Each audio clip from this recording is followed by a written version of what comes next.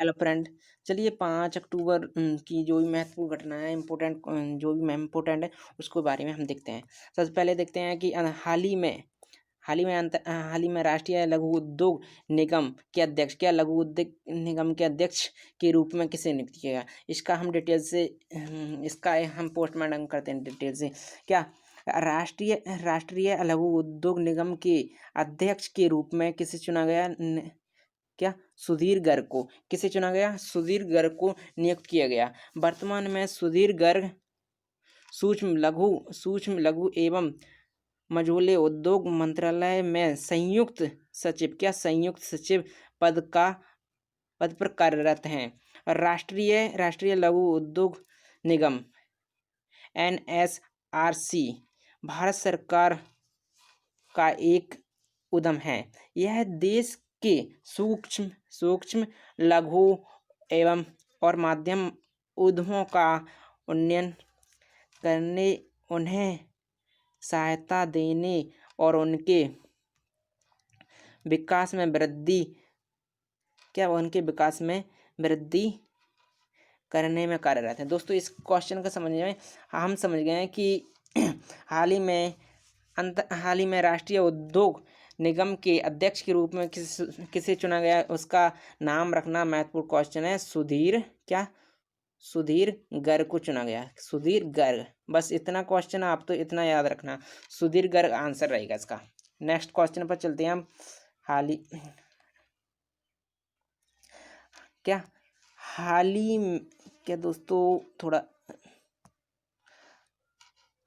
हाल ही में भारतीय state bank, SBI, HDFC और ICICI और PNB पंजाब नेशनल बैंक अपने ब्याज दरों में कितनी बढ़ोतरी की है। मतलब जो भी हमारे बैंक है, भारतीय स्टेट बैंक, HDFC, ICICI और PNB, क्या पंजाब PNB, इन्होंने अपनी ब्याज दरों में कितनी बढ़ोतरी की है। तो भारतीय स्टेट बैंक ने कितनी की है? भारतीय स्टेट बैंक ने की है 0.05%, लेकिन ICICI ने कितनी की है? 0.1% की बढ़ोतरी की। और PNB पंजाब नेशनल बैंक ने कितनी की है? 0.2%। MCLR में बढ़ोतरी की है। दोस्तों, वही HDFC ने भी retail price lending rate RPLR में 0.10% की बढ़ोतरी की है। Marginal cost of lending rate MCLR वह दर है जिस पर बैंक 2016 से कर्ज पर ब्याज दर तय करती है। दोस्तों, इसमें महत्वपूर्ण क्वेश्चन यह है कि हमारा भारतीय स्टेट बैंक ने कितना 0.5% की बढ़ोतरी की है। और क्या ICICI ने कितनी की है? 0.01% की। और अपनी PNB पंजाब नेशनल बैंक ने की है 0.2% की। इनको याद रखना, यही इंपॉर्टेंट है दोस्तों। इम्पोर्टेंट क्या है? इम्पोर्टेंट यही क्वेश्चन है, क्या इतने है दोस्तों। इसको हमेशा याद रखना दोस्तों, यही महत्वपूर्ण है। नेक्स्ट क्वेश्चन पर चलते हैं। हाल ही में फोर्ब्स द्वारा जारी की गई प्रतिष्ठित कंपनियों की सूची में कितनी भारतीय कंपनियों को शामिल किया गया? दोस्तों, जो हाल ही में जारी की गई फोर्ब्स की प्रतिष्ठित कंपनियों में जो हमारी भारतीय कंपनियों को शामिल कितनी नंबर, मतलब कितनी सूची में, अब देखते हैं। फोर्ब्स द्वारा जारी की गई प्रतिष्ठित कंपनियों की सूची में 12 भारतीय कंपनियों को शामिल किया गया। वर्ष 2018 की शीर्ष 10 कंपनी में फाइनेंशियल सर्विस सेक्टर की कंपनी वीजा चौथे नंबर, फाइनेंशियल चौथे नंबर, और डिजिटल भुगतान कंपनी पेपाल 5वें नंबर, और मीडिया कंपनी नेटफ्लिक्स 6ठे नंबर, और सीमेंस कंपनी 7वें नंबर। और नेक्स्ट चलते हैं। और सीमेंस कंपनी 7वें नंबर, कितने नंबर पर थी? सीमेंस कंपनी 7वें नंबर पर। ऑनलाइन रिटेलर अमेजन 8वें नंबर पर। और मैरियट नेशनल 9वें नंबर, कितने 9वें नंबर पर, और तथा मास्टर कार्ड 10वें नंबर पर। और भारत की बैंकिंग और भारत की बैंकिंग और फाइनेंस क्षेत्र की सिर्फ एक कंपनी, एक कंपनी HDFC इस लिस्ट में स्थान बना पाई। इस लिस्ट में केवल मतलब जो पहले आई थी उनमें से एक कंपनी स्थान बना पाई। और 2007 वह सूची में 217वें नंबर स्थान पर रही, मतलब इस सूची में 217वें स्थान पर। प्रतिष्ठित कंपनियों की सूची में शामिल अन्य भारतीय कंपनी में इन्फोसिस 31वीं, टाटा कंस्टेल दोस्तों थोड़ा टाटा कंस्टेंसी सर्विस 35वें नंबर पर, और टाटा मोटर्स 17वें नंबर, टाटा स्टील 131, और लार्सन एंड टुर्बो 133, और ग्रासिम इंडस्ट्री 154, और general insurance corporation of India 156वें स्थान पर, और महिंद्रा एवं महिंद्रा कितनी 164, और एशियन एशियन पेंट्स कितने 203 नंबर पर, और सेल कंपनी 217 नंबर, और ITC 239 नंबर। दोस्तों इसको महत्वपूर्ण है, इसको थोड़ा एक बार रिवाइज कर लेना आप। अब नेक्स्ट क्वेश्चन पर चलते हैं।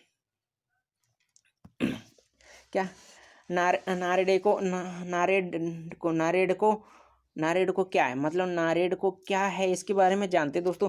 नारेडको रियल एस्टेट कंपनियों का संगठन है। जो रियल कंपनियां हैं एस्टेट कंपनियों का संगठन है। हाल ही में इस संगठन ने आवास और शहरी विकास मंत्रालय शहरी विकास और आवास मंत्रालय के साथ सहमति पत्र MOU पर हस्ताक्षर किया MOU पर हस्ताक्षर किए। नारेडको कंस्ट्रक्शन क्षेत्र में 2.12 लाख लोगों को स्किल ट्रेनिंग देगा और उन्हें रोजगार उपलब्ध करवाया जाएगा। नारेडको के दो उद्देश्य हैं। पहला है शहरी गरीबों कंस्ट्रक्शन सेक्टर में रोजगार, मतलब जो शहरी लोग हैं उनके लिए शहर में गरीब लोग रहते हैं उनके लिए कंस्ट्रक्शन सेक्टर और रोजगार उपलब्ध करवाना। और दूसरा कंस्ट्रक्शन साइट पर काम करने वाले सेमी स्किल्ड वर्कर्स को ट्रेनिंग देकर स्किल्ड वर्कर की श्रेणी में लाना, मतलब जो काम करने वाले स्किल वर्कर्स हैं उनको स्किल अच्छी तरीके से ट्रेनिंग देकर उनको अच्छी श्रेणी में लाना, स्किल्ड श्रेणी में लाना है। नेक्स्ट क्वेश्चन पर चलते हैं। 5वां बीमा एजेंट और इंश्योरेंस ब्रोकर में क्या अंतर। बीमा एजेंट और इंश्योरेंस ब्रोकर में क्या अंतर, इसके बारे में जानते हैं। बीमा कंपनी जिस व्यक्ति को अपना एजेंट बनाती है, मतलब जो बीमा कंपनी रहती है जिस व्यक्ति को अपना एजेंट बनाती है वह सिर्फ उसी कंपनी की पॉलिसी बेच सकता है। मतलब जो बीमा कंपनी जिस व्यक्ति को एजेंट बनाती है वो केवल सिर्फ उसी कंपनी की पॉलिसी बेच सकता है। और नेक्स्ट पर फॉर्म की सही प्रोसेसिंग, पेपर वर्क और प्रीमियम के लिए जिम्मेदार होता है। नेक्स्ट आगे और इंश्योरेंस के बारे में चलते हैं। इसके लिए इरडा से लाइसेंस लेना पड़ता है। एक से अधिक कंपनियों की पॉलिसी बेच सकता है। बीमा कंपनियों की प्रोडक्ट्स के बीच उपयुक्त पॉलिसी चुनने में मदद करता है। मतलब आप समझ गए कि हमारी दो कंपनियां बीमा एजेंट और इंश्योरेंस ब्रोकर में क्या अंतर है। बीमा एजेंट का केवल जो व्यक्ति रहता है एजेंट केवल उसी कंपनी की बेच सकता है, मतलब उसी कंपनी की पॉलिसी बेच सकता है। लेकिन इंश्योरेंस ब्रोकर में इंश्योरेंस ब्रोकर क्या कर सकता है, इराडा लाइसेंस लेकर वो उसकी बहुत सारी कंपनियों को बेच सकता है, मतलब वो बहुत सारी कंपनियों को बेच सकता है अधिक से अधिक। नेक्स्ट क्वेश्चन पर चलते हैं। 6वां हाल हाल ही में भारत के कितने शहरों में हेलीकॉप्टर सेवा शुरू करने की घोषणा की? मतलब हाल ही में भारत के कितने शहरों में हेलीकॉप्टर सेवा करने की घोषणा की है? नेक्स्ट पर चलते हाँ आगे इसके बारे में जानते हैं। भारत में 75 शहरों में हेलीकॉप्टर सेवा शुरू करने की घोषणा की गई है। मतलब 75 शहरों में हेलीकॉप्टर सेवा की शुरुआत की है। यह सेवा उड़े देश का आम नागरिक यह सेवा उड़े देश का आम नागरिक एक महत्वपूर्ण है दोस्तों स्कीम के तहत शुरू की जाएगी। इसको लेकर दो राउंड की बिडिंग बिडिंग हो चुकी है।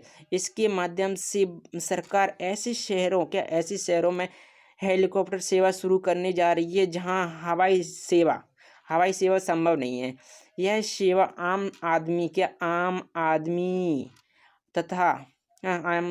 तक हवाई सेवा का फायदा पहुंचाने के उद्देश्य की गई। मतलब जो हमारे 75 शहरों में हेलीकॉप्टर सेवा शुरू करने की घोषणा की है वो केवल आम आदमी तक पहुंचाने के लिए यह सेवा उपलब्ध कराई है। लेकिन मुझे नहीं लगता कि आम आदमी इसका लाभ उठा पाएंगे। दोस्तों नेक्स्ट क्वेश्चन पर चलते हैं। क्या हाल ही में आंध्र प्रदेश में मुख्यमंत्री युवा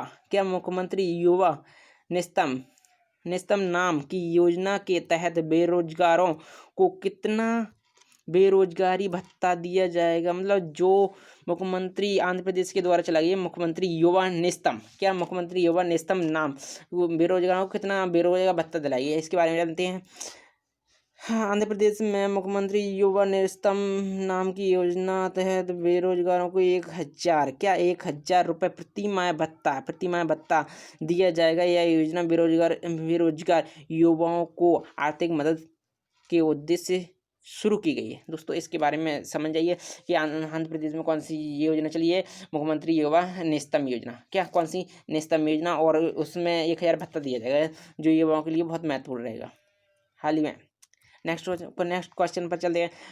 हाल ही में भारतीय स्टेट बैंक ने नकदी जमा कराने के नियमों में क्या बदलाव किए हैं? क्या जो भारतीय स्टेट बैंक है नकदी जमा कराने के लिए क्या नियम में क्या बदलाव किए हैं इसके बारे में जानते हैं। क्या भारतीय स्टेट बैंक ने नकदी जमा कराने के नियमों में कुछ बदलाव किए हैं? जैसे कि आप स्वयं अपने खाते में नकद जमा कर सकेंगे। दोस्तों ये बहुत महत्वपूर्ण जानकारी है दोस्तों, इसको हमेशा याद रखना। क्या हाल ही में जो हम भारतीय स्टेट बैंक ने नियम में बदलाव किया, क्या आप स्वयं ही अपने खाते में नकद जमा कर सकेंगे और कोई भी दूसरा व्यक्तिगत किसी के खाते में नगद जमा नहीं कर सकेगा। इसको याद रखना। हालांकि ऑनलाइन या चेक से जमा पर यह नियम लागू नहीं हुआ। दोस्तों यह क्या है कि जो हम स्वयं व्यक्ति अगर जमा कराने जाता है तो उसको स्वयं जाना पड़ेगा, लेकिन अगर अदर व्यक्ति जाता है तो नहीं करा पाए। लेकिन ऑनलाइन में तो कोई भी कर सकता है, ऑनलाइन में कुछ नहीं, ऑनलाइन में कोई बदलाव नहीं किया गया दोस्तों। अगर खाता धारक बदलाव किए गए, जैसे आप स्वयं अपने खाते में नगद जमा कर सकेंगे, कोई भी दूसरा व्यक्तिगत किसी के खाते में नगद जमा नहीं कर सकेगा। हालांकि ऑनलाइन या चेक से जमा पर यह नियम लागू नहीं होगा। क्या यह नियम लागू नहीं है? अगर खाता धारक चाहता है कि अगर अकाउंट में कोई दूसरा नकदी जमा कर सके, क्या खाता धारक कोई दूसरा नकदी जमा करे तो इसके लिए खाता धारक को लिखित में अनुमति देनी पड़ती। मतलब अगर दूसरा व्यक्ति उसके अकाउंट में जमा करता है पैसे तो उसको लिखित में अनुमति देनी होगी। इसके लिए जमा फर्जी पर साइन करके देना होगा। जमा पर्ची पर साइन करके देना होगा।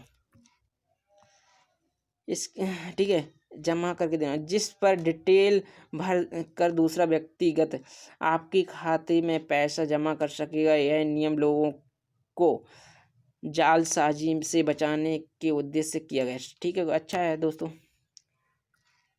नेक्स्ट क्वेश्चन पर चलते हैं। क्या हाल ही में किस बैंक ने स्वच्छता सेवा अभियान शुरू किया है?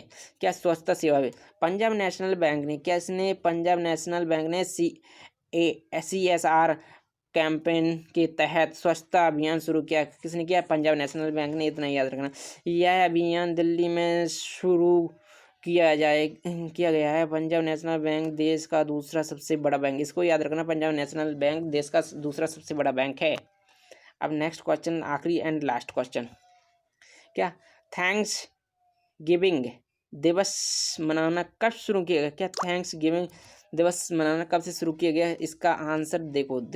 अब हम यहाँ से थैंक्स गिविंग दिवस 3 अक्टूबर 1863 में मनाना शुरू किया गया था। यह दिवस प्रतिवर्ष नवंबर के चौथे गुरुवार को, क्या प्रतिवर्ष नवंबर के चौथे गुरुवार को मनाया जाता है। यह दिवस क्रिसमस की छुट्टियों के बीच व्यापार को बढ़ावा देने के उद्देश्य से मनाया जाता है। क्या क्रिसमस की छुट्टियां देने के उद्देश्य से क्या मनाया जाता है? अमेरिका के न्यूयॉर्क शहर में 1924 में प्रतिवर्ष थैंक्स गिविंग दिवस पर परेड का आयोजन किया जाता है। दोस्तों थैंक यू। मेरे चैनल को सब्सक्राइब एंड लाइक कीजिए। आपका बहुत बहुत शुक्रिया।